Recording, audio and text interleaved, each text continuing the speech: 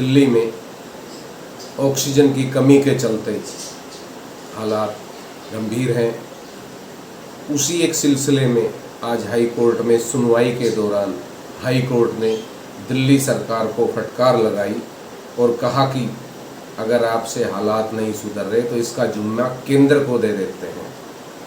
मैं एक दिल्ली का छोटा सा नागरिक हूँ, दिल्ली में रहता हूँ। क्या केंद्र का दायित्व तो नहीं है दिल्ली को पूरी ऑक्सीजन उपलब्ध कराना? दिल्ली सरकार का भी दायित्व है कि वो लोगों की जान बचाने के लिए अथाक प्रयास करे। केंद्र में बैठी भाजपा और दिल्ली में बैठी आम आदमी पार्टी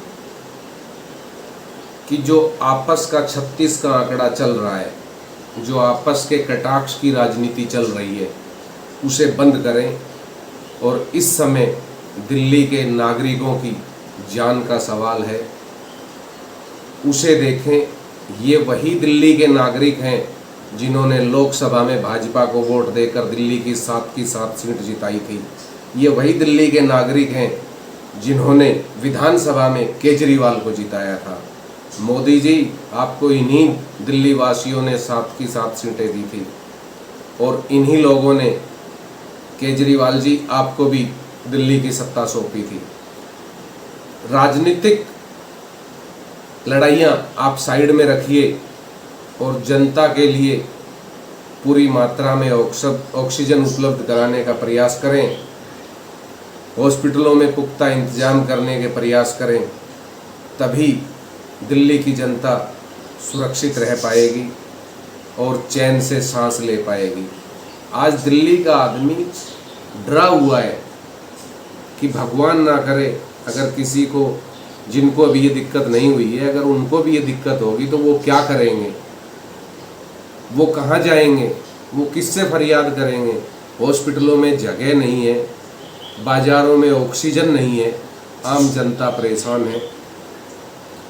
मैं यही कहना चाहता हूँ केंद्र सरकार से भी और दिल्ली सरकार से भी कि अपनी आपसी मतभेदों को साइड में रख दें और इस समय दिल्ली की जनता के विषय में सोचें। साथ ही मैं दिल्ली पुलिस से भी कहना चाहता हूँ,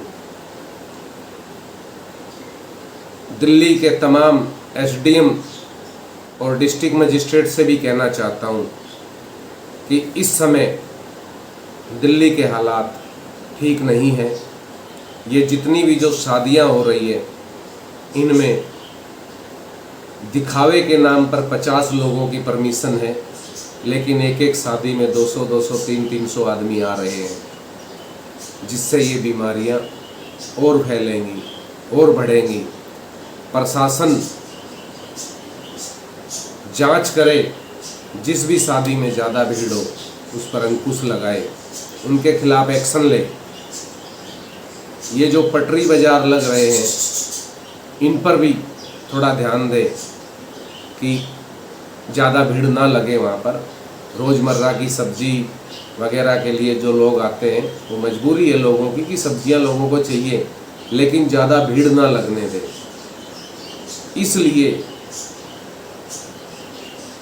हम सारे ही दोष सरकार को नहीं देना चाहते, कुछ दोष हम लोगों के भी हैं कि अगर हमने यही कुछ समय पूर्व मास्क लगा कर रखे होते, 2 गज की दूरी रखी होती, तो शायद आज ये नौबत नहीं आती।